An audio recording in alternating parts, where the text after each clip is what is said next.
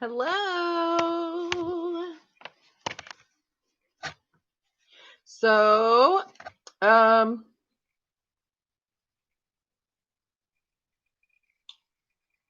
I wanted to show y'all something. Let me see. Oh, show these two.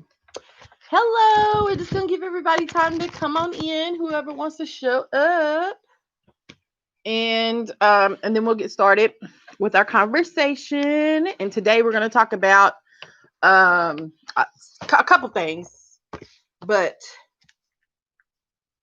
um mainly I want to start a conversation about the not really pros and cons, but definitely things we should consider if we are focused on land use, for agricultural reasons, farming reasons, gardening reasons.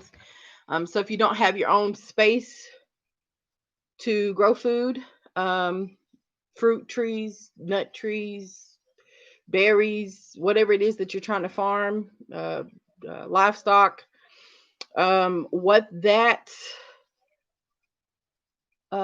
experience could bring about and what that could mean for you. So land ownership versus leasing land. And I'm hoping we can get some more people on here because I really want to have a discussion. So, because I want to learn from y'all too, because there's just a lot going on in the world. And I definitely want to learn from y'all. So come on in. We're gonna give people time to show up, and yeah, I definitely want to get some other folks on here. Come on in.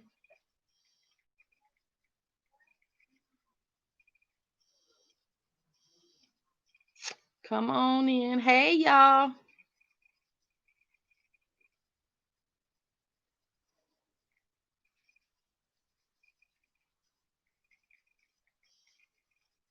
Hey y'all.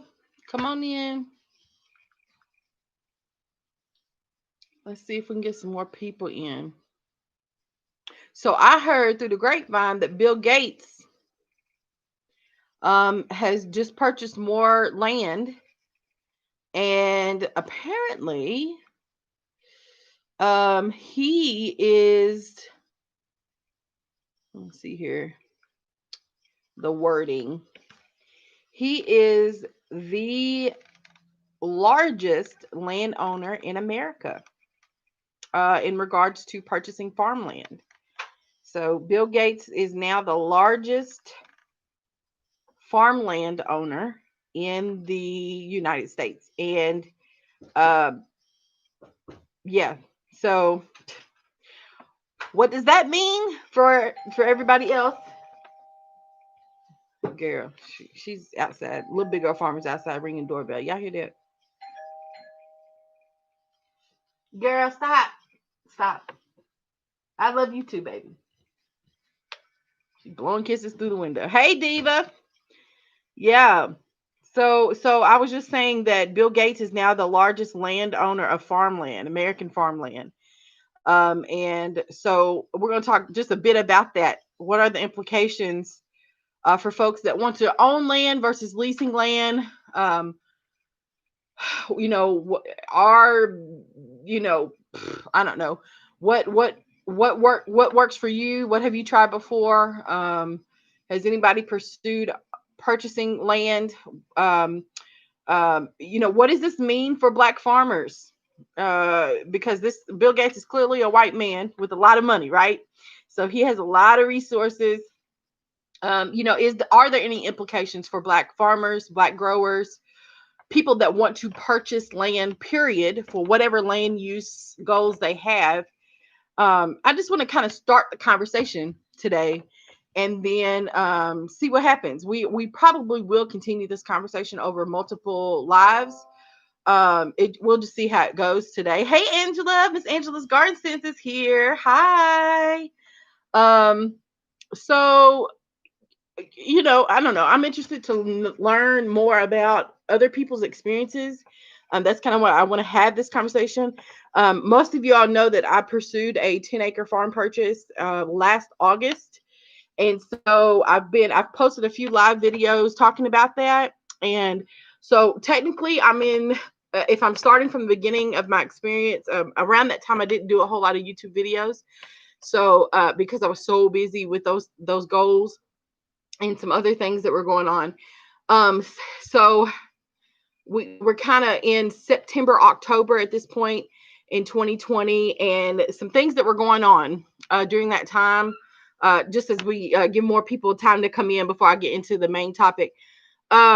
September, October was more of we had made a decision about what we were going to do in regards to the 10-acre farm. It was a very, very hard decision because my heart screamed and cried over this, but my mind and people around me, just screamed, Letitia, don't do it. Not right this second, okay? That particular property had a lot of things going on, and I explained some of that in the previous video. So if you haven't seen that, check it out. But it was a tremendously incredible experience. Like, I'm so glad that I actually went for it. Okay. It was a $1.75 million purchase price on that property. There was so much infrastructure there already. So the farm had just been sitting for 5 or 6 years, and it showed. Okay, a lot. And then we had some work done on our home. When one thing breaks, 3 things break, right? And so we went through that. We had to replace the roof and the gutters, and the bathroom had a leak because of the roof. So, and then there was mold, and so we had to get all that fixed during COVID. And for the most part, people were outside, but I was nervous wreck when people had to come in the house, But anyway, we got through it. Cost a lot of money. And then, I told you all that I am expecting a baby, and she will be here in May-ish.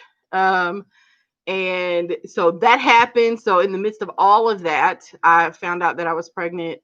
And was definitely, I wasn't adjusting. It was just taking over. The first trimester into the second was horrible. And for a long time, I didn't really know what was going on. So then I found out, I was like, oh, September is when I found out that I was pregnant. But I actually been pregnant for several weeks, and I thought I was just ill. Like I was just getting sick because the seasons were changing or something, and couldn't eat. And then I could eat, but I just wanted to lay down and sleep all day. And then I was sick, and then reflux issues, and I was not drinking. I couldn't drink water. I couldn't drink cold or warm water, room temperature water, because it upset my stomach. It was like all kinds of stuff going on. I was like, what in the world? And then we found out we were pregnant. So, and I don't know, a lot of women have these issues about trying to get pregnant. It's really hard for them, and I'm one of those. Little Big Girl Farmer's 5 years old. And so, without disclosing too much, like TMI, right? We don't not try to get pregnant. So 5 years later, we get pregnant. So and this is my second pregnancy. So for those moms after her, for those moms that have experienced miscarriages and things like that, I am right there in your boat. And I love you, and I care about you, and it's kind of hard to go through. So after having that experience, we get pregnant several years later. I think it's 2018 is when we had our miscarriage. So now in 2020, we get pregnant, and we are in month 5. So we're just hopeful that everything is working out. She looks great so far, is what I'm being told. It's just I'm older than I was when I had Little Big Girl Farmer. So my body is kind of like, what you doing to me? And it's, my body's older and different. So it's been an adjustment. But anyway, We are so excited and ecstatic. But so September, October-ish, that's kind of where we were with all those things going on.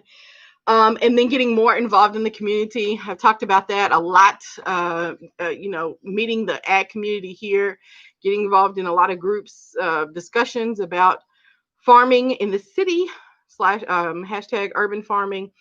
Thank you so much, Miss Angela. I need all of them, all the prayers and good thoughts and vibes. But thank you so much. Thank you. Thank you. And so I spent a lot of time just engaging, listening, learning. I was attending conferences virtually, right? So paying for some of those.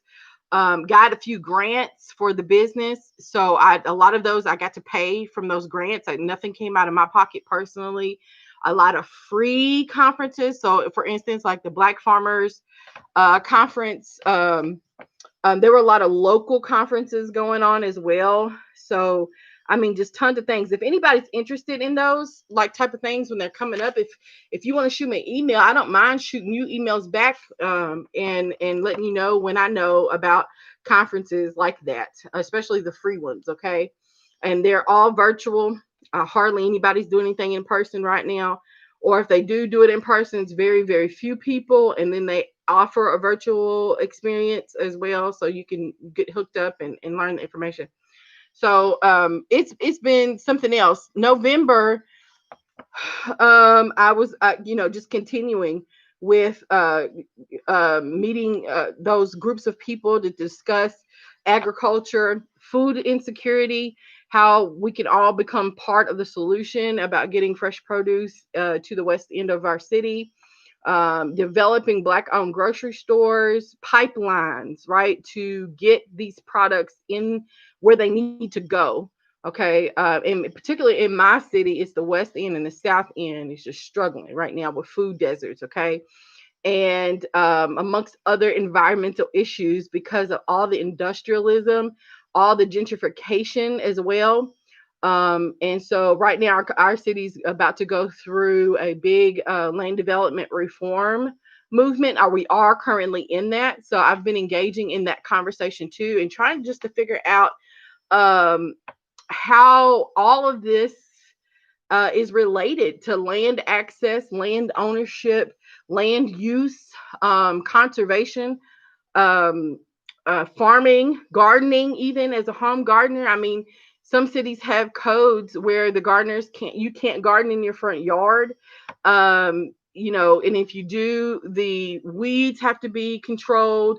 The grass, there's certain things that you can plant in your garden that is considered to be grass, and even though it's a crop, and if it's too tall, you could get fined and have to cut it down or take it out. It's crazy stuff like that. So I'm learning all of these things. A lot of the local universities have been putting on conferences regarding land use as well. And so I've just kind of been engaging in those, just all kinds of things going on. So I'm excited to just learn and hear from the people that have come before us, that have been fighting all these different issues, trying to make this world just a better place, right? And then on top of that, doing things that they love and are passionate about in the midst, and trying to fight for those things as well. Did you meet many Black folks in the ag community? In my city, there are not a lot that attend these meetings.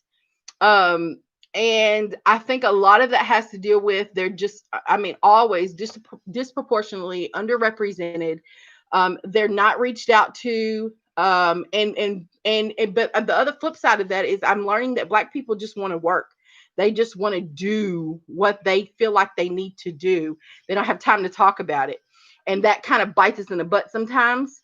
Or they've been burned so many times by individuals, groups, organizations. Most of the leadership in those groups and organizations are white people, or other people that do not look like them, but mostly white, Caucasian folks. And so there's a lot of trust issues. And so I kind of want to dive into that just a little bit today. And I want to hear everything I got to say about it. Okay. Because I know I'm not the only one that's had experiences in this world in regards to feeling uncomfortable, not feeling included, even when I put myself out there, or groups just not want to work with you because of what you look like and who you are and where you come from. Okay, period. Not just because I'm not talking about just Black people having that experience. All people, most people have had that experience in their life. Um, so hey, Green Organic Love, thank you so much. And yeah, it's very interesting. But it's true, and it's not that. It's not that it doesn't surprise me, at the same time. So when we're talking about farming, I'm having hot flash. I'm sorry, y'all. When we talk about farming, historically, we know that Black people, especially in the South, the deep South, Arkansas, Louisiana, Georgia, Texas, all those areas. Hey, Caesar. Hey, how you are, Cesar? I'm not sure how you say your name. Good to see you. Have historically, had difficulties having land access, ownership of land, keeping their land. Okay, some of them have been killed, so that land can be obtained by white folk. They have been pushed out. They have been lynched. They have been literally wake up in the middle of the night and thrown off their land. Land has been stolen from them, or Black folk think that the land they belongs to them and they own it because they've been farming it for 50 years, but come to find out they really don't have anything to support that ownership. Like they don't have any documents. Okay, no deeds. It was a handshake back in the day. And that was a way of making sure that Black people did not own land and have land access. There's all kinds of things, y'all. Y'all know this stuff, okay? Most of you all know this stuff, and if you don't, that's okay. And because I'm learning a lot too, I'm learning tons of stuff, and so it's quite interesting. I don't. Anyway, this conversation is totally going to be led by you all. I'm gonna present some things, but I really want to hear your feedback. Okay, I really want to hear your feedback before I jump into this, because we're going to talk about Bill Gates and we're going to talk about some statistics about Black people and owning land in this country. I'm just talking about America, okay, because that's where we are, or that's where I am. Okay. But just a few books I want to share with you all that are kind of on my bookshelf, and I'm trying to get to reading. This is called The Freedom Farmers, and it's by Monica M. White. So if you all want to read along with me, this is about agricultural resistance and the Black freedom movement. It's called Freedom Farmers. If one of my mods could type that in the chat for me, that'd be great. Freedom Farmers by Monica M. White. Another is The Color of Food, Stories of Race, Resilience, and Farming. And this is by Natasha Bowens. Okay. The Color of Food by Natasha Bowens. Hey, Dee. So Freedom Farmers and The Color of Food by Natasha Bowen. And then this is the one I'm actually reading at this point. This is the first book out of the three that I started reading. And it's called Farming While Black by Leah Penniman. Okay. And she has a lot of videos. She is the owner, operator, or co-owner, operator of Soul Fire Farms. So if you want to just Google Soul Fire Farms real quick, or search on YouTube, she will pop up. Okay. They have several videos.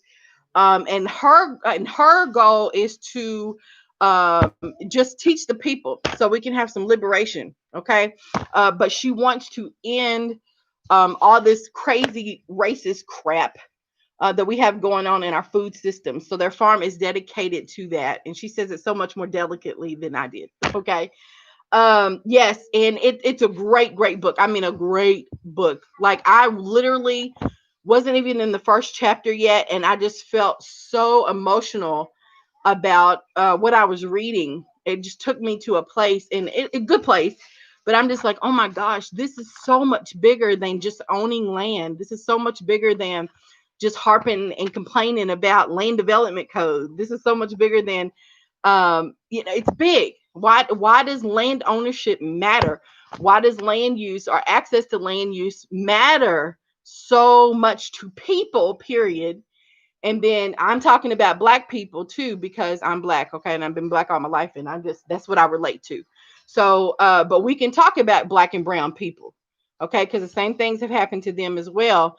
It's just due to slavery and just the overt craziness in our systems in this country. We are definitely, Black people tend to have, or get the worst of it, I think. That's my opinion. Okay, but Black and brown people have experienced racism. There's even a definition called, or about the concept of socially disadvantaged groups that the USDA uses. And the USDA, if you didn't know, is the big body of hey baby, that makes all, just what is it? I, oh, okay, well, go ask your daddy where it is, sweet. Is that it? Right there. Right there. Okay. Okay. The USDA, I forgot what I was saying. United States Department of Agriculture. And historically, that is supposed to be a system that is supposed to help farmers, but historically it has done nothing but hurt Black farmers, Black and brown farmers. So a socially disadvantaged means that you are African American, from um, of an indigenous group, you're a woman, and I forget, there may be one or two other things that are listed in that definition. Yeah. Welcome, Foster Family Fun. Good to see you. So anybody have any experiences in regards to leasing land or renting land to grow food on, or buying land to grow food on? Anybody here have? Yes, they have disenfranchised us. Yes, thank you for that word. Yes. Um, Anybody have any experiences owning land, leasing land? Maybe those experiences, pros and cons of those experiences. So why, personally, I believe that land ownership is what I want. I know that's what I want. And I kind of talked about that just a bit in the last video that I posted, last live. But leasing, I mean, really, when people offer that to me, it gets under my skin. Okay. Is leasing appropriate for all people? No. Is land ownership appropriate for all people? No. But I don't want anybody talking to me about leasing land because of where I am in my life. If this was 5 years ago or 10 years ago, then maybe. But just all the things I'm learning about our history, about who I am, about what my family's been through as Black farmers, things they haven't told me that I've asked questions about and nobody can give me answers. And it's kind of like those looks like they don't want to answer you, and just the historicalness of the struggle of Black people in regards to owning land in this country, owning anything in this country, housing. Oh God, don't get me on that. It's quite interesting. And so I'm just in the space right now where I don't want anybody asking me if I want to lease. I got 8 acres. If you want, you can use whatever you want. No, I want to buy it. Okay, let me back up in the chat because y'all chatting away. Thank you so much. So I have to put that degree to some use somehow. Yes, renting land through a community garden. Yes. And what are the benefits of doing that, Dee, if you don't mind sharing? The benefits of renting land or a plot through community gardens. Just share that much. Foster Family Fund says we purchased 10.48 acres in the beginning of 2020 and are building on it now. Great. Oh my goodness. I'm so happy for you. I am totally happy for you. Oh my goodness. And I don't think we've met. So good to see you. And I'm so glad you're here. And look, I'm going to my YouTube on my phone real quick so I can find your page. Because I want to see who you are. I want to see it. Foster Family Fun. Okay, if I can type it right. Okay. Well, congratulations. I'm so excited. And wait a minute. I'm Oh, I see your video. We bought land. Look at there. Oh, that is so much fun. I'm so excited for you. Raw land. So it's a clean slate. I'm gonna watch that. I'm gonna watch that video. I'm excited. I'm excited for you. I'm so excited. Okay. And Danielle Fitzgerald, do you follow Farmer C? No, I don't know who that is. So I need to remember that. Diva, remind me who Farmer C is so I can look them up as well. Actually, let me just do it now. Let me just do it now because I'm gonna forget, y'all. It's bad. It's bad. Farmer C. Okay. And then yeah, congrats to Foster Family. Um Glad I caught one this time. Yay, Diva. Yeah, Diva's here, and I'm so glad you're here too. Danielle, let me see. Whoop, my chat went up a little bit far. Angel's Garden says, interesting. I have wondered how so many of our folks have degrees in agriculture, yet so few end up as landowners, meaning larger than small gardens. Yes, I've learned that. They still aren't buying land. And so I don't know if it's Miss Angel, I don't know if it's they're not settled yet. And so that's another reason why people don't buy versus leasing, because they're not sure if they're going to be settled in the area or settled in the city or the state even, right? So they may move. And I get that. I get that. So you want that opportunity to do that if you need to.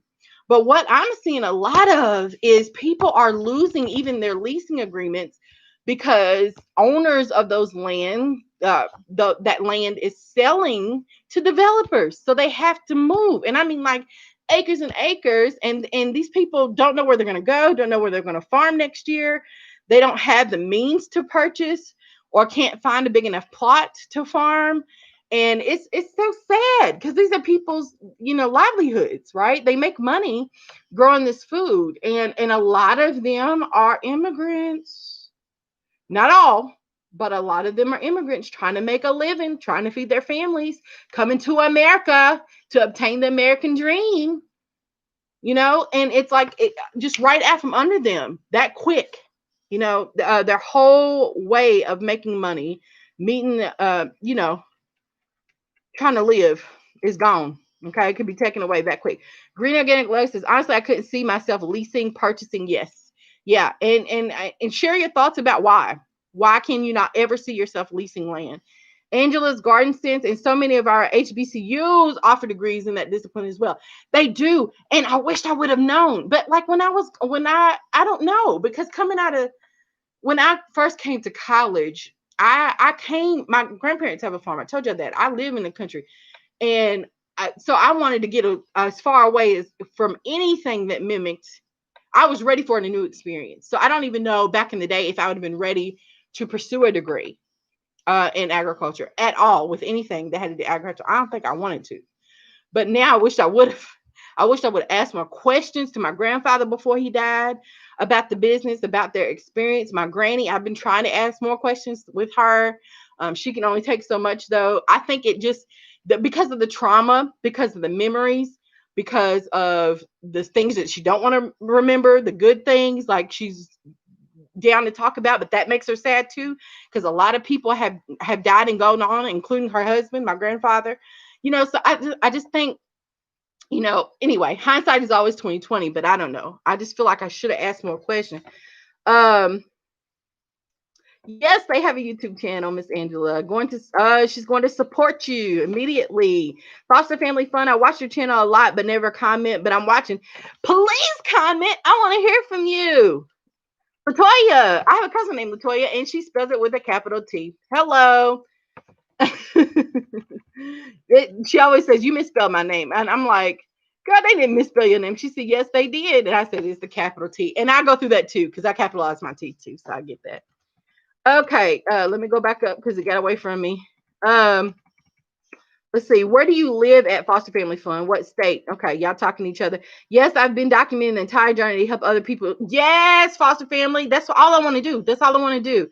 Our goal is to build generational wealth. Yes, ma'am. And I don't think you can do that.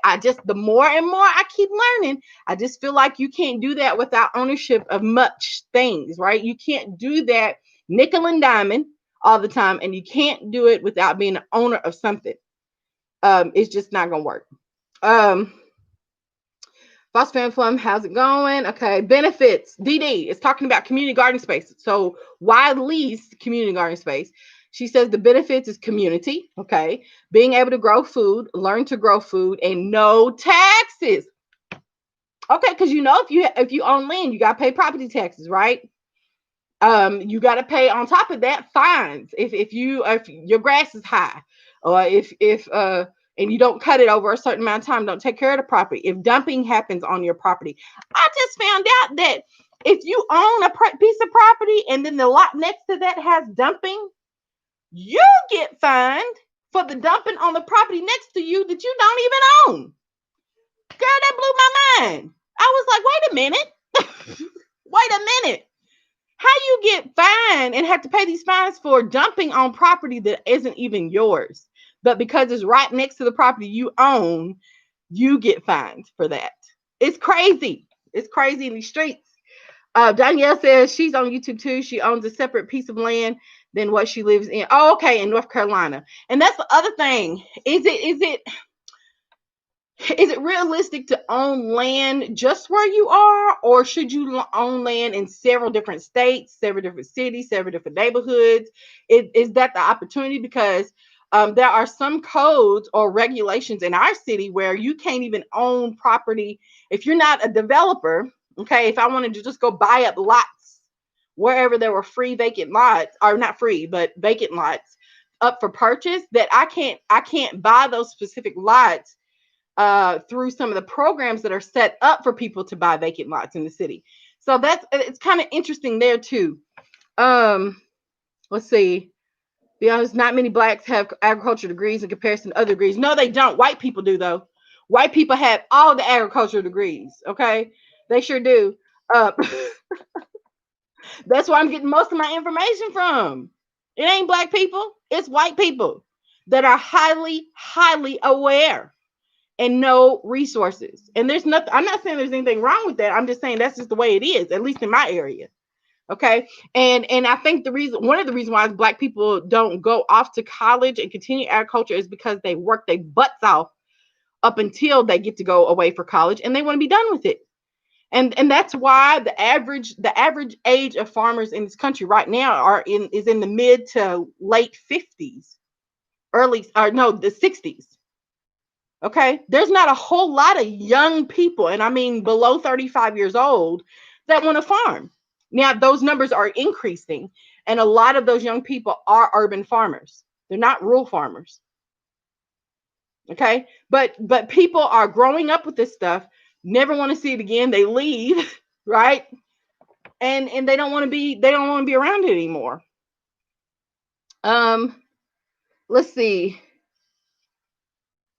Blacks are often pushed away from agriculture because the symbolism is of slavery, thus negativity. Yes, I literally had a black person ask me, Letitia, why do you want to be a farmer? Are you crazy? Do you not understand what this country has done to us?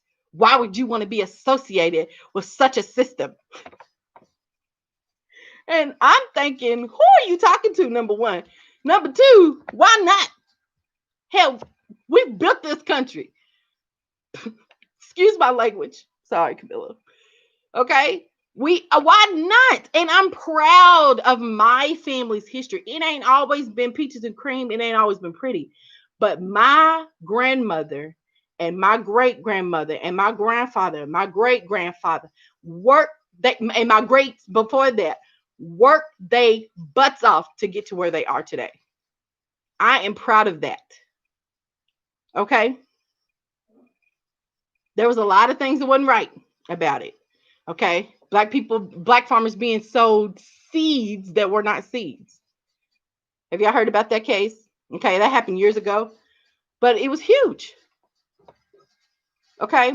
Crazy. Being sold fake seed.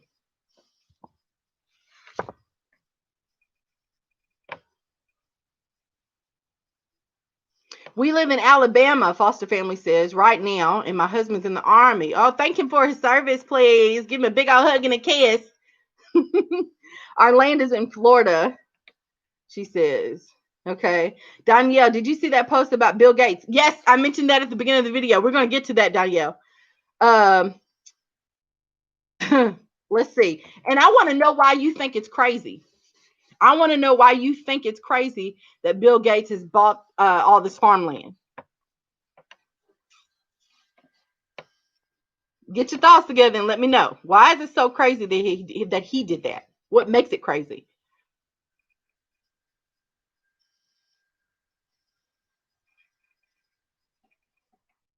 Okay, Diva says she's trying to change the fact that her alma mater got rid of the agriculture program. That's an amazing task, Diva. That's incredible. I go for it. Do it. Ask questions. Be in people's face. Schools like FAMU, Arkansas AMB, and other schools have full programs in the discipline. They do. Look at the states, though. That's why. Okay, but again, are Black people in those programs? Why?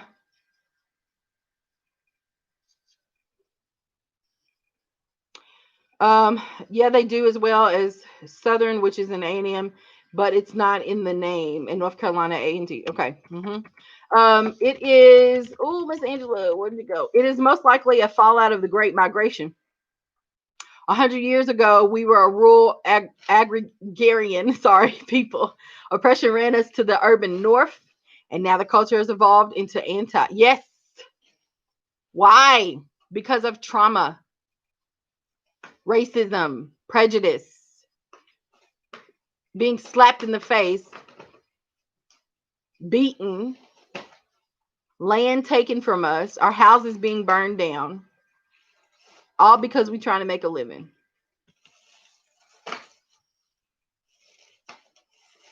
Because we can't be on top in nothing, apparently, in this country. Or people just feel threatened by that. I don't know, whatever.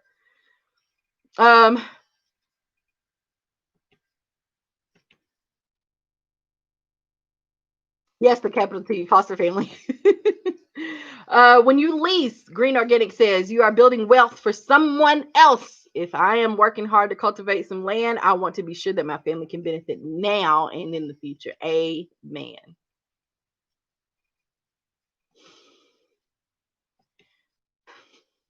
Danielle agrees.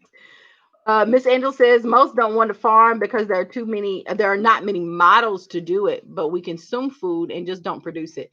Not to mention the diet that many have. Whew, you said a mouthful, because I just, yeah. I think too many of us choose the negative view of slavery instead of realizing they picked us because we were already masters of the craft, y'all. We knew what we were doing. They didn't just go over there and say, let's round up a bunch of these Black people or dark people and put them on a ship and bring them over here and make them work for us. No, they did not. They watched for a very long time so they could learn what we could do. And some of those people that were watching were Black and reporting. It wasn't a random event. Definitely wasn't a random event at all. I think too many of us choose the negative view. Okay, we just said that. Um,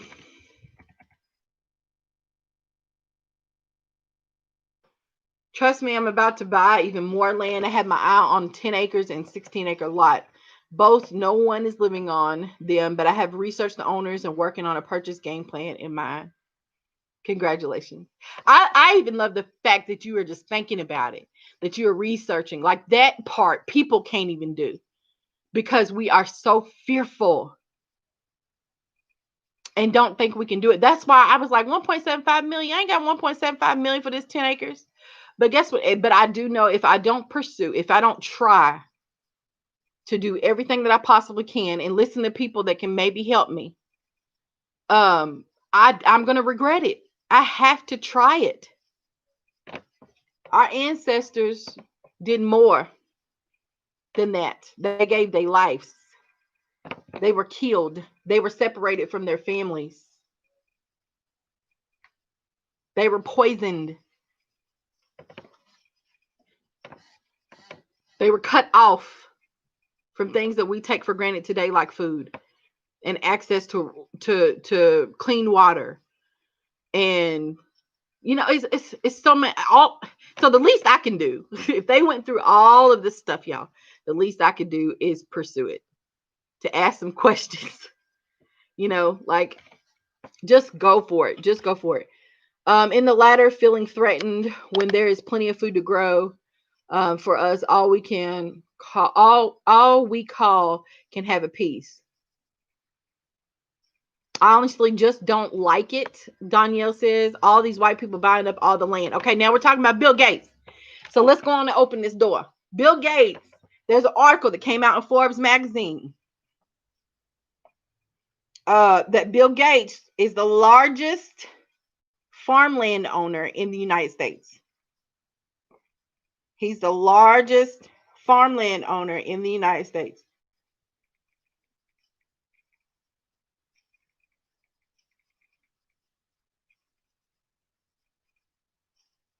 Forbes magazine.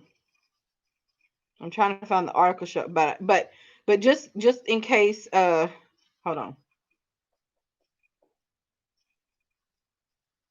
And my friend had texted me the article, and I said, "You got to be kidding me." Let me see here. I can't even find it now, y'all. But there is an article. Bill Gates is the largest farmland owner, and he's bought from states like Arkansas, Louisiana, a lot of the southern states. In the article, it mentioned that he was going to develop some of that land to make it a suburb or something like that. But most of it, he hasn't figured out what he wants to do with it yet. So Danielle is saying the reason why it's crazy that he has done that. She honestly feels that all these white people are buying up all the land and then doing nothing of value with it. Amazon has also bought a ton of land recently to build affordable housing. Girl, y'all are trying to get me talking about this housing stuff. I've just learned so much, and I don't engage a whole lot in politics. I just don't. I hate it, to be honest.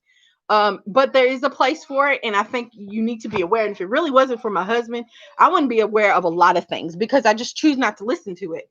I choose not to engage because it just makes me mad. It makes me mad. And most of the time it makes me mad. I don't see the point of discussing it when y'all have already made up your mind about what y'all want to do. You already made up your mind. The fate of the city, the fate of the country, whatever. I don't care how many times you say you are trying to get the community's advice or you want to hear from the community. No, y'all have already made up your mind. That's how I feel. So Foster Family says there will never be more land. So what's on this earth is it. So I'm planning. Angela says trauma, yes, but look at the trauma in the cities. People like Michael Brown, Trayvon Martin, and so many more live in these cities. On your own land, you are your own master.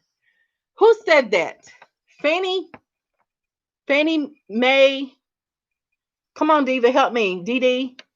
Fannie Mae. Fannie Lou? No, what is her name? She's actually in this book. Because this book, Farming While Black, mentions her. And she says stuff like that all the time. Like, if you own a hog, can't nobody tell you nothing. Right? Because you are going to be able to feed your family. Y'all, what is her name? It's on the tip of my tongue. I'm going to find it. Did somebody type it in for me? Let me see. Let me scroll all the way down. Is it Hammer? Fannie? I thought her name was Fannie. Yes! Good for you, Didi. Yes. Fannie Lou, Lou, Hammer. Yes, Didi. Thank you. She beat you to it, didn't she? Yes. And I believe that. Fannie Lou Hammer was the granddaughter of enslaved Africans and the daughter of sharecroppers in the Mississippi Delta.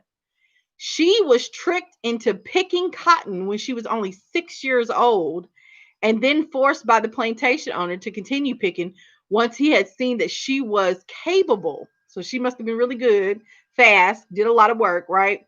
She later worked on as the plantation's timekeeper, keeping official records of the number of bales sharecroppers had picked.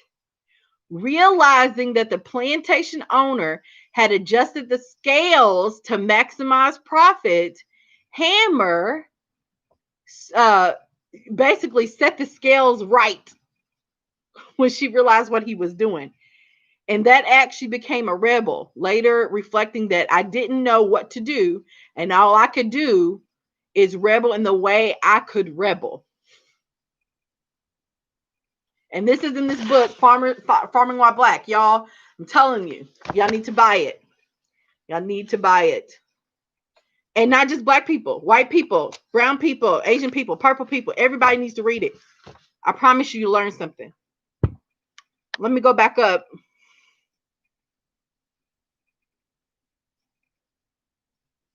Yes, Miss Angel says she loves your spirit at Foster Family.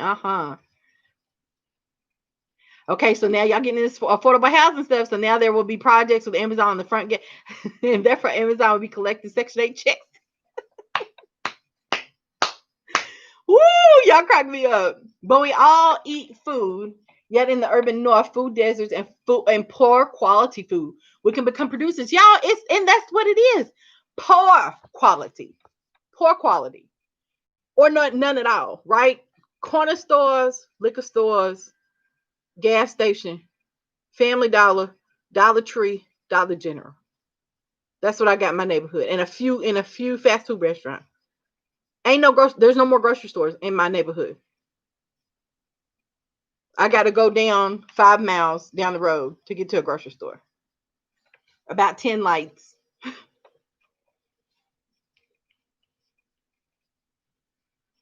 Miss Angel said this is not a new purchase. He purchased this land in 2017 to build the new city. Mm-hmm.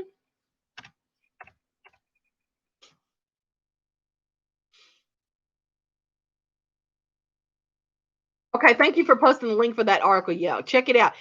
Dee Dee says if people understood how agricultural built capitalism through sugar, then cotton and tobacco, and how food has also been weaponized against all people, especially black people, then more people would get into farming.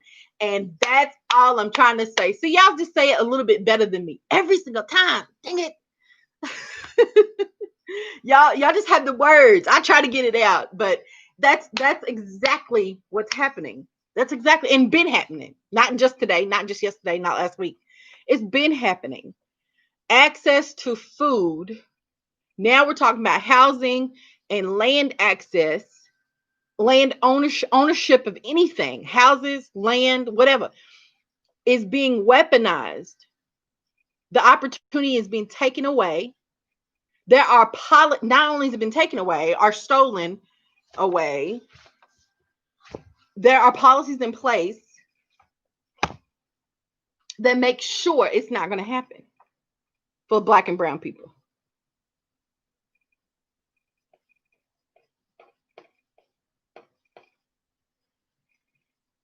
And I'm learning about these policies. I was not aware of some of that language. But when I applied for a USDA loan and I started that process, y'all, I have never been so angry, but also like, oh, that was my first reaction. Like, oh no, wait a minute. What are you saying to me? The way this man talked to me, I will never forget it. I would just never forget it. His name is Chris. And Chris was not very nice, nor did he want to help me. Yeah, everybody hasn't had that experience with the FSA, and I'm glad you have not. But he was not very helpful. And then I talked to some other people, people that have money, lenders, and I'm like, man, this is real. Like, I knew it was real. I knew it happened. I knew it wasn't all made up. I've watched the movies. I've heard the radio station or the radio podcast. I've heard people make stories and write books about it. But when you actually experience it for yourself, you just like, gee, these people are serious. They're fighting to have control over me. And one way is because they know I can't get what I want for me and my family and for the community, because this farm was not just about me and my family. Without their money, without their resources, at that point in time, I didn't have anything else. I needed them. And they, even though it says they would help me right on the computer screen as I'm going through their little website, when it came down to it,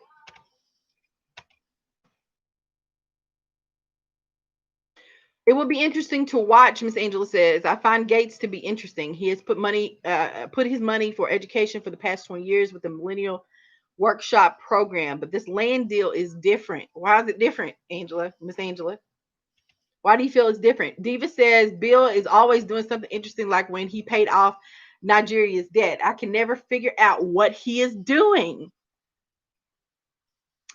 And I don't want to go there either, but I'm just gonna put it out in the universe. Part of trauma of Black and brown people is paranoia. Maybe for good reason. We have trust issues. So a white man paying off a Black nation's debt, you offering to help me make money by way of your business. Like, let's partner on this, or you being too nice. We automatically, what do? Automatically think that they must be up to something. And that's a whole nother conversation. I know. I'm just putting it out there.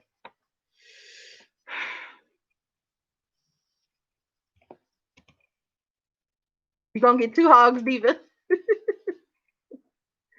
Miss Angela said, yeah, Miss Lou Hamer said that in the 60s. Mm-hmm. But y'all feel what I'm saying? Why does he have to be up to something just because he's purchasing all this land or paid off Nigeria's debt? Can he just be a good human being that wants to help people? Maybe he does have a plan to do his own movement of reparation. Maybe he's buying it up so he can give it to Black people. I'm just playing. I don't believe that. I'm just, I don't know what he's doing. I don't know what he's doing. I don't think Black people will ever get reparation. They close. They trying to get close though. There are people that are fighting for that right now. They have been, but they are, people in place, in high places, Black people, brown people in place that are trying to make those moves. Bills are being presented to make those moves, right? Trying to get reparations for Black people. She was the one who told her story at the Democratic National Convention in 1968, telling how she was beaten by police when trying to vote. She started the Mississippi Freedom. Yep. Yep. Miss Hammer, yep. The Mississippi Freedom Democratic Party. And she believed in black land ownership. Yes, ma'am. Danielle says, remind me what your feelings were about crowdfunding. Okay, I'll get there in just a second. Crowdfunding. Have you looked into tax liens? What are some of the options you've already looked into? Ooh, good questions. Those do exist. Every good act does not come from a good agenda, Dee says. In the case of Bill Gates, you can catch more flies with honey. And that's what he's doing. What he does when he does nice things.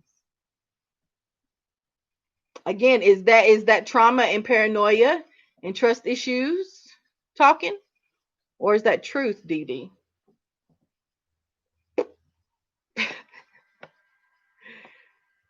I'm not saying I don't agree. I'm just putting it out there. I don't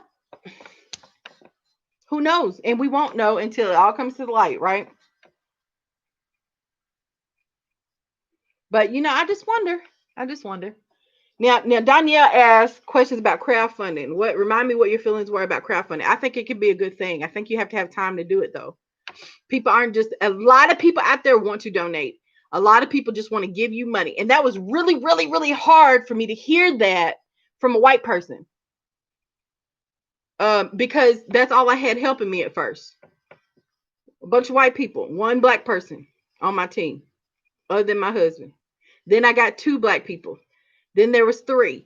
But the white people still outnumbered the black people that were advising me on this purchase. Okay.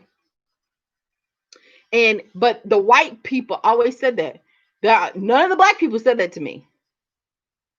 Black people were more like, Letitia, don't let them talk you into. I'm just being honest. Don't let them tell you not to be a for-profit company. Don't let them do that.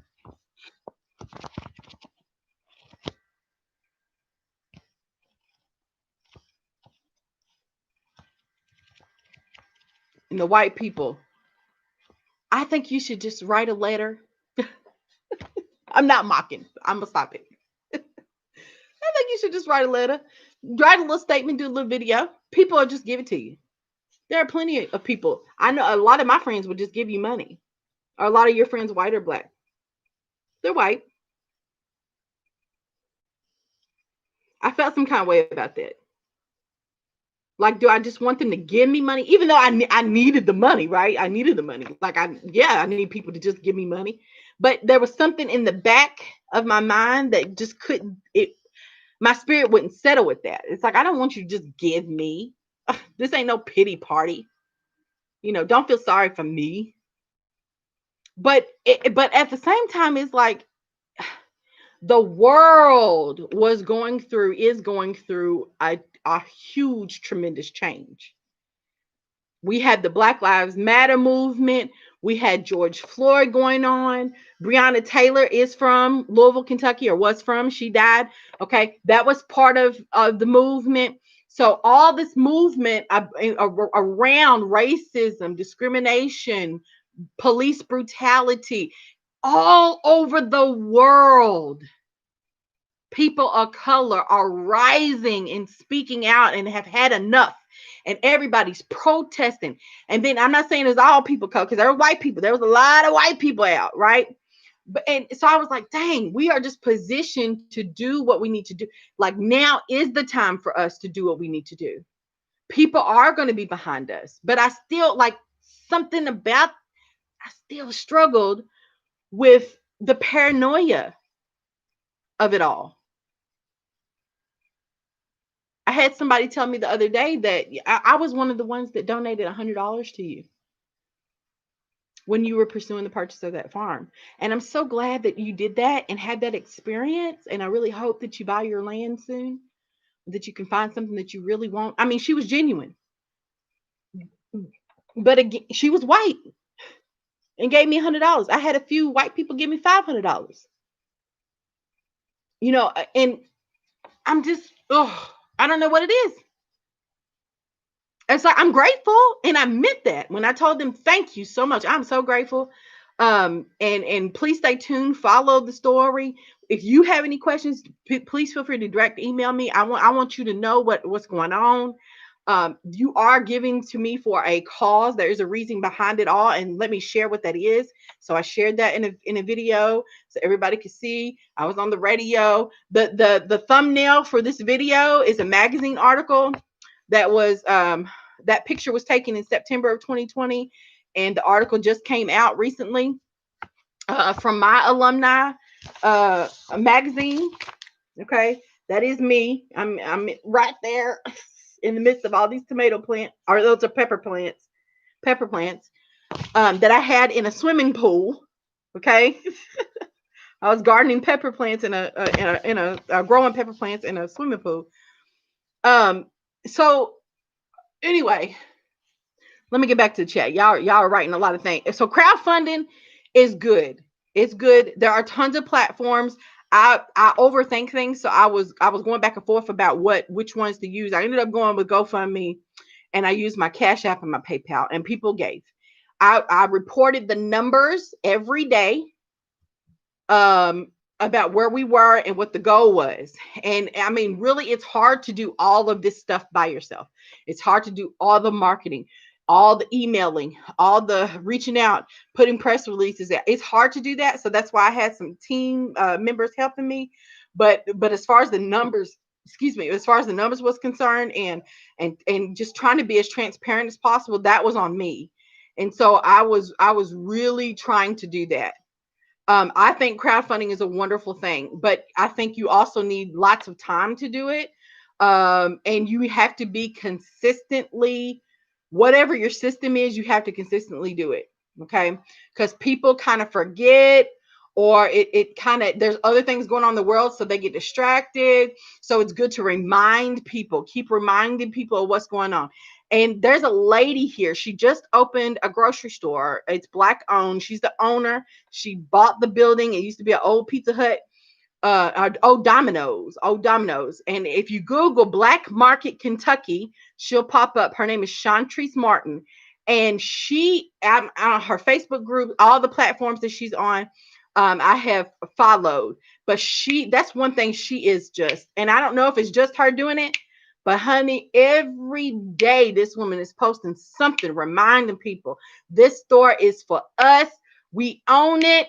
We want our people to have fresh fruits and vegetables. We want them to have groceries. We want them to have food. Kroger might have closed across the street, but we are open, because they're scared that we might vandalize there. When all this stuff was going on, there was a man that got shot and killed for no reason that owns a barbecue place. Everybody knows him. He gave free food to the cops, and they shot him to the ground like he was a dog. Okay. In his business, cooking food. And so, and there's a lot more to that story, but that's the bottom line. Okay. And Kroger shut their doors because they were scared that they were going to be vandalized. I mean, and that's the only grocery store in that area.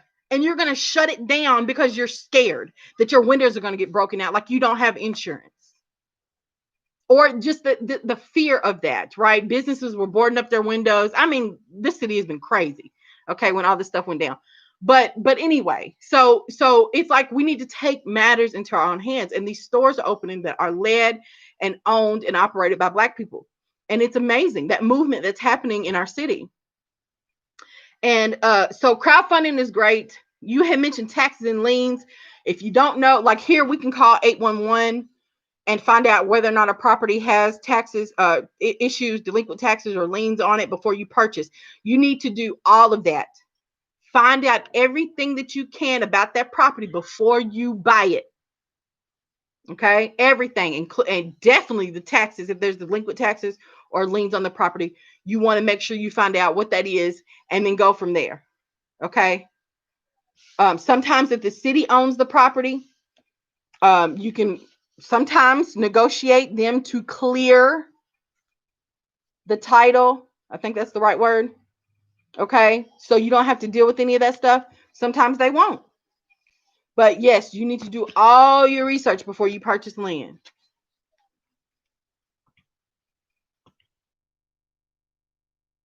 Our trust issues are based in things that occurred. Those events justify our feelings. I completely agree. I will never tell anybody, I don't care what color you are or where you come from or what pedigree or whatever, how much money you got. If you have been through trauma, your feelings are justified. Okay? I'm not going to tell nobody that. Mm-mm. People are suspicious of Bill Gates because he has demonstrated a pattern of bad behavior. Well, the quack's like a duck. I mean, we all have our reasons, right? To believe what we want to believe or believe, whatever. React the way we react. I mean, yeah. Miss Angel says, and how do victims of trauma trust or learn how to differentiate between the fakers and real people? That is the challenge. And the paranoia is a result of the trauma heaped upon us. Honey, you said a mouthful. And it's like I can't help but to think and I pray about it. Like whatever I'm not projecting, but I'm just saying this is what I do. This is my experience. I try to pray and ask for discernment. And I think one thing that has come out of all this is like I refuse to let it consume me. Those thoughts, I might think it for about 30 seconds, but I'm like, I'm not fixing to fall, because if I do that, then I'll never do anything. I'll always be fearful of everything and everybody, right? Ooh, what is their motivation? I can't trust them because of XYZ. I'm not gonna do that. But I have learned to listen to my gut. Some people say gut, some people say the Holy Spirit, some people say that thing inside of you. Some people say you're conscious, whatever you want to call it. I have definitely learned to exercise that. Listen to it. Pay attention. And sometimes, you know, I'm like, Lord, I don't want my trust issue right now, or this bad vibe that I'm getting, to make me miss my blessing. So if I'm doing that, please do whatever you need to do to let me know that I'm doing that. But it just don't feel right. And then I wait. And if it still don't feel right, guess what? I ain't doing it.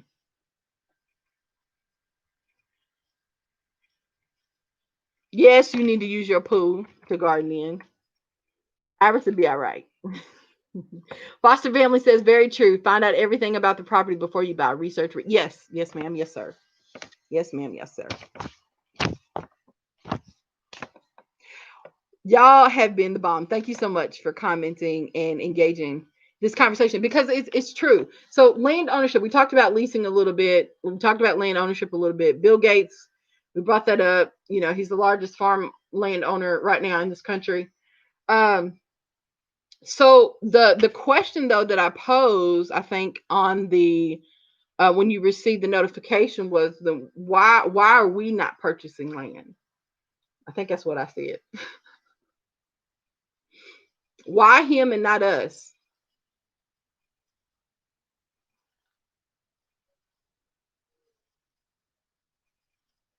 No, Miss Angela, no. The last time we went over there, the sign was still up. Because if the story is true that the owners had pretty much settled on an offer from a developer, that developer has to get rezoning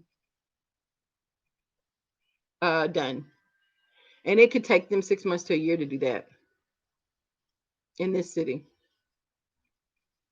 So it's still there, still there. Property's being mowed, it's taken care of. As far as the curb appeal, the aesthetic of the property, um, the greenhouses are not being cleaned out or anything. They're, the weeds and everything have grown up in that, but they keep the back lot that's about 3 acres, 2 or 3 acres, the front lot that's about 2 or 3 acres, clean and cut around the house. All that's cut. They hired a landscaper to make sure that the grounds were cut and nice and neat, but it's still sitting there. Iris poked holes in the pool, so she definitely will be all right after she destroyed. Yep. You need the holes anyway, so she did some of the work for you, right? Don't have to worry about drainage. Yeah. So, you know, we're going to continue this discussion because I feel like it's a great discussion. And maybe focus on some other aspects. As I'm reading this book, Farming While Black, I'm really thinking about a lot of things. And so, who knows what might come out of my mouth? I don't know. But I'm just interested. I'm not trying to make this is my YouTube channel, right? So I can talk about what I want to. And y'all can listen to it or not, right? But my goal is to not make people feel uncomfortable.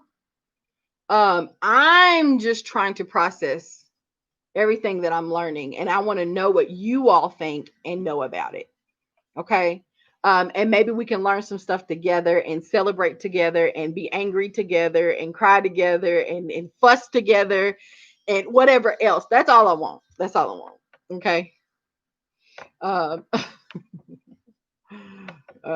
yeah, that's what I want this to be about. And it's all relevant to my journey since August 2020. So that's why I'm bringing all this stuff up, because this is what has been happening in my life. So I told y'all what I wanted y'all to know, what's going on or what has been going on. So now we went through this. Pretty much wraps up through November. So the next time we meet, I'll talk a little bit about December and January this month, and then we'll be caught up with what's going on in Letitia's life. Letitia, be stacking your coins. Everything in me say something is up.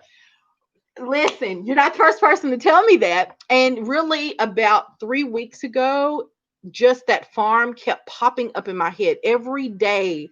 It's like I couldn't not think about it. And I had reached out to some people that were on my team, and they were just like, yeah, it would have been interesting journey, right? But like, it's just gone. It's gone for now. So, try to move on. And I'm like, my husband even said, like, Tisha, it's done. Just move on. It'll be fine. We'll find something else. And something in me was like, yeah, I hear you, but you're kind of making me mad when you say that. But but at the same time, I hear you. I hear you. I'm just saying, I don't know why, but it just keeps coming back up. And so, and then he gets a phone call from a friend that says that his family may sell their nursery, and they have 5 acres. Their nursery sits on 5 acres. I don't know. Maybe it's because of that. I don't know. It's like, stay ready, Letitia. Maybe that's what I should learn, know, take heed of. Stay ready. Just stay ready and see what's going to happen. It may not be that 10-acre farm. Maybe the 5-acre one. I don't know. I have been fascinated by watching the homesteaders. The homesteaders, the channel. There are a few black homesteaders. Okay, just in general, but not nearly enough. Nope. Nope. And the big time homesteaders big time homesteaders are also making another income by putting their stories on YouTube. Yep. Yep. They monetize their channels. And there's work in that too, y'all. There's a lot of work. That's the other thing. I'm like, do I want to do all that work? But whatever. We'll see what happens. But I am shooting for a goal to get to reach 1,000 people. This is my second year on YouTube. Yeah, since November. I think this is my second year. I started in 2018, November 2018. So this is my 2-year anniversary, and I do want to hit that $1,000 or 1,000 supporter mark. Maybe $1,000 is coming to me. I kept saying $1,000. I don't know. My hand has been itching lately. You know, that's what they say. When your hand itches, you're gonna get some money. Maybe that $2,000 stimulus will come. I don't know.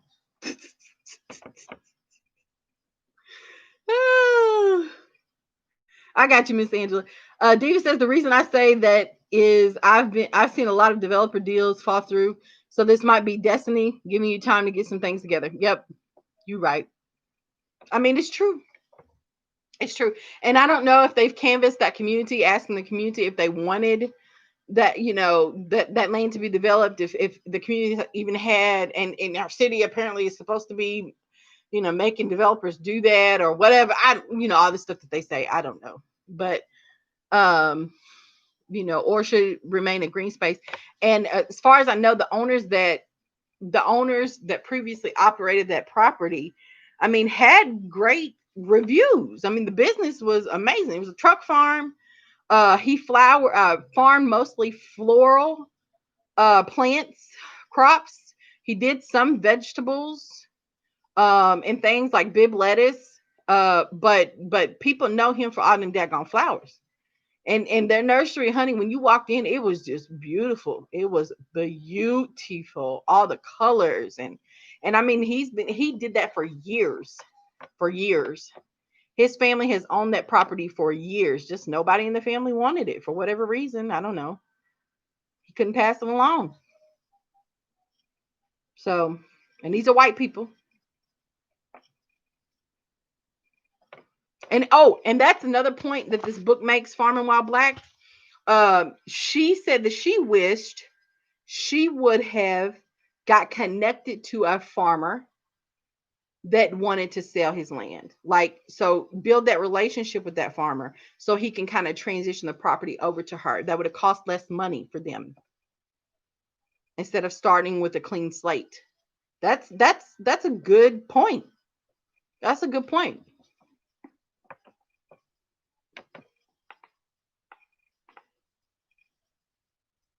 There is also a growing Black homesteader community on Instagram. Yes, there is. Instagram, I'm on there, Bear Fruit and Grow LLC, at Bear Fruit and Grow LLC. I'm on there.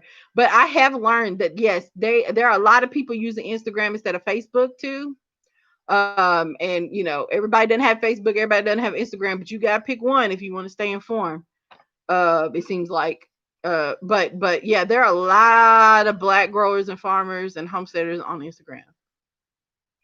And I'm always trying to find them all. So if y'all find some, send me a list. Email me, barefruitgardening at gmail.com. BEAR, barefoot, BEAR, like my channel, barefruitgardening at gmail.com. And let me know, because I'm trying to find all the Black homesteaders, all the Black growers and farmers, okay? I want to know who they are. They give me, Foster Fan says, they give me motivation to do what I'm doing and trying to do. Yeah, because you can. We just have to position ourselves. And sometimes you can't wait to be positioned. You have to do some of this work yourself, right? Some of it you have to wait and be patient, okay? Just listen to that thing inside of you. But some of it, I mean, we got to do some work too. We got to just go for some things too. Can't just sit and wait on other people. Whew, that's one of my pet peeves, waiting on other people. Whew. Mm-mm-mm. The clubhouse. So the clubhouse is new to me. But I just learned about the clubhouse. Yes, Danielle. There's many Black people trying to build together. And that's another thing. So I started this group of Black farmers in our city. And we're trying to become like a collective or a co-op. We're still trying to figure out who we want to be, right? And but what I'm finding though is in the Black community, there's a lot of trust issues too amongst other Black people. So Black people having issues trusting Black people.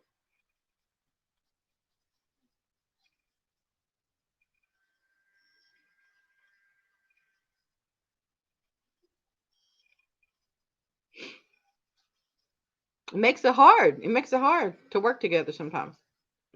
Um, but yeah, we're trying to figure that out.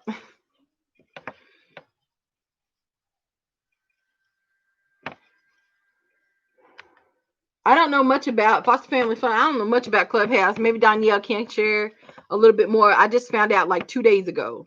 Somebody had mentioned Clubhouse, and I think you have to have an invitation or somebody to invite you to come or a link or something to join that. Hmm. I'm waiting to see if Danielle type us some more information. And then I'm going to get off here because I'm over my time again, y'all. It's y'all's fault. That's unfortunate. There's always going to be bad people in the world, but you just have to give them a try. Well, you know what? And my heart says everybody until you proven guilty, um, with caution. You know, I'll give you a chance. But if you show yourself once, Maya Angelou said, if they show you who they are, believe them. But I'm one of them that will give you maybe two chances, but that's it. And that's a lot for me because I'm usually one of them people that give you 10 chances before I'm done with you. But there's a few good ways to get you done for real, quick, fast, and in a hurry. You cheat, steal from me, and lie to me, I'm done. Period. There are no more chances. But outside of that, I'll give you the benefit of the doubt. But now I just ain't got time. I was like, I guess because I'm getting older and just things are different. I just don't have time for the foolishness. So I got peace in my home. Praise the Lord. I don't deal with a lot of drama. I'm so grateful to have that type of household. And so I'm not going to allow you to bring that mess into any of this space. I'm not used to that. That's the quickest way to get me up out of there. I remove myself because I'm not used to the drama. I'm not used to that crazy stuff. Um, I just heard about it recently as well. Miss Angela says, I think you can form a club and you can be invited to join other clubs. It's a social app, little rooms where you join and talk to people, kind of like YouTube Live. Okay, yeah. Okay, now you're jogging my memory, but you unmute and speak. Angela says, but I don't know how it actually works. Danielle says it is invite only, but I haven't used mine yet. Okay. Yeah, I'm a member of Bugs. It's a group on Facebook. It's an acronym for Black Urban Gardeners. I think it's what it's called. And then the Black Farmers Nationwide Facebook group. And they both mention the clubhouse. So you might want to check those groups out. Black Farmers Nationwide and Bugs. Black Urban Gardeners. Black Urban Gardeners. Yeah. Something. Society or something like that. All right, y'all. Thank y'all so much for hanging out with me and engaging in the conversation. I appreciate y'all. Like, I'm so excited to be that people want to talk about these things with me and help process some of these things with me because it's a lot. Like, I've been like just overwhelmed in a good way, but just overwhelmed with information and my own thoughts and just trying to process them and understand what's going on in the world because there's a lot of stuff going on. But I do agree that Black land matters. I like that. Black land matters, and Black people should have their 40 acres and a tractor, if not more. It used to be 40 acres and a mule, but I changed it to tractor. I didn't make that up. I think I heard that somewhere. Yeah, I'm not that clever. 40 acres and a tractor. I believe that we should get that, if not more. Okay. But we got to figure out some other stuff so we can make some moves ourselves and work together to get some things done too. Okay. But thank y'all so much. I love y'all. Y'all know I do. And I'll holler at you. Bye, foster family. And I'm about to go check you out too because I want to see this tour that you got posted.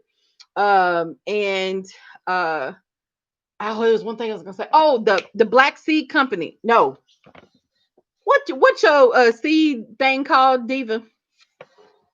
I just wanted to shout that out real quick because it seems to be working really well. Diva Jones 03 started a Black seed, and you don't have to be Black to buy or join, but that's just what it's called. Dang, Diva, are you still on here? Oh man, I wanted to tell you. Okay, there she is. If you came in after the link, please check them out. Make sure you guys take care of yourself. Okay, Diva, but I'm trying to tell the people about your Black Seed Exchange thing. What's it called again? And how can they you can even post the link if you want to, but I do want to give you a shout out because that really does seem to be going well, and I'm glad that is really working out well for you all or for you and everybody else that's involved.